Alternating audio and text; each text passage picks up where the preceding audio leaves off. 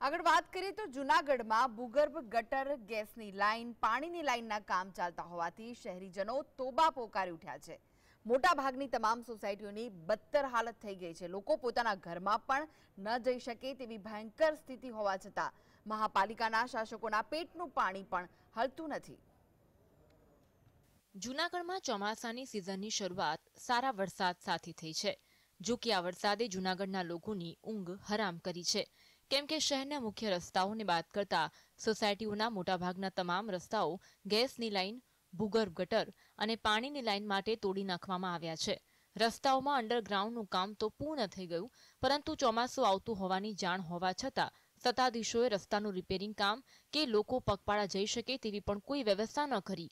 હવે સ્થિતિ થઈ છે કે પહેલા જ વરસાદમાં શહેરની શેરીઓના રસ્તા ખેતરમાં ફેરવાઈ ગયા છે।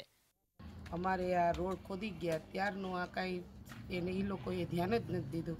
બધાય ભેગા થઈને કહી છે, બાળકો નાના હોય પડી જાય, વૃદ્ધ બધાય પડી જાય, 108 આવી શકે એવી કોઈ પરિસ્થિતિ નથી અહીંયા, અને હાલી શકાય એવું નથી। રોડ ખોદીને ગટર કરીને ગયા પછી કોઈ રોડ સરખો નથી કર્યો। અત્યારે થોડો વરસાદ થયો ત્યાં આટલો ગારો અને કીચડ થઈ। આ લોકો ખોદીને વયા ગયા છે, પાણીની પાઇપલાઇન ને એ બધું ખોદીને વયા ગયા છે અને ગારો કરી દીધો છે। આખો રોડ ક્યાંય સારું રહેવા નથી દીધું અને રજૂઆત કરવા છતાંય કોઈ જવાબ દેતા નથી અમને। રોડ ઉપરથી સીધું પાણી આખા ગામનું પાણી આ સોસાયટીમાં આવે છે ને ઘરમાં ઘરી જાય છે। જૂનાગઢના ઝાંઝરડા રોડ, જોશીપરા, ખલલપુર રોડ, મધુરમ સહિતના વિસ્તારના લોકોની હાલત ભયંકર થઈ ગઈ છે। વાહન ચાલકો સ્લીપ થઈ રહ્યા છે, તો બીજી તરફ રાહદારીઓને ગટરની તૂટી ગયેલી ખુલ્લી કુંડીઓનો ડર સતાવી રહ્યો છે।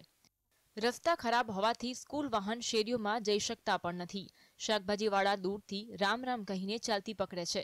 તેવામાં લોકોની માંગણી છે મહાનગરપાલિકાનું તંત્ર વહેલી તકે યોગ્ય કાર્યવાહી કરી રસ્તાઓને ચાલવા લાયક બનાવે। બીજી તરફ વિપક્ષે રોષ વ્યક્ત કરતા કહ્યું કે હજુ ભાજપે 3-4 દિવસ પહેલા જ કહ્યું છે કે 5 વર્ષમાં જૂનાગઢમાં 1560 કરોડ રૂપિયા વાપર્યા છે, તો આટલા રૂપિયા ખર્ચ કર્યા બાદ પણ શહેરની આવી હાલત કઈ રીતે હોઈ શકે? મહાનગરપાલિકાની સાધારણ સભા હતી, તેમાં શાસક પક્ષને 5 વર્ષનો હિસાબ રજૂ કરવાનું કીધું હતું। ત્યારે 1560 કરોડ રૂપિયા એણે એવું કીધું કે અમે જૂનાગઢમાં વાપરા। 1560 કરોડ એટલે એક વોટમાં 100 કરોડ રૂપિયા થાય। તો આપણે જોઈ શકીએ કે અત્યારે એક જ વરસાદમાં લોકોની આખા જૂનાગઢમાં શું હાલત થઈ છે। આજે જોઈ શકીએ શાંતેશ રોડ ઉપર ત્રિમૂર્તિ સોસાયટી છે, અહીંયા 10 વર્ષથી કોઈ વિકાસ જ નથી થયો। અહીં વર્ષોથી ભાજપના નગરસેવકો ચૂંટાય છે, પણ છતાં પણ લોકો પાણી, રસ્તાઓ, ગટરથી પીડિત છે।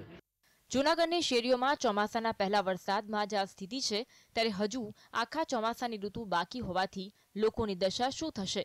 જો તંત્ર રસ્તાની પ્રાથમિક સુવિધા પણ આપી શકતું ન હોય તો તેની પાસે બીજી અપેક્ષા રાખવી પણ શું? હિરેન ધકાણ, જૂનાગઢ, GST।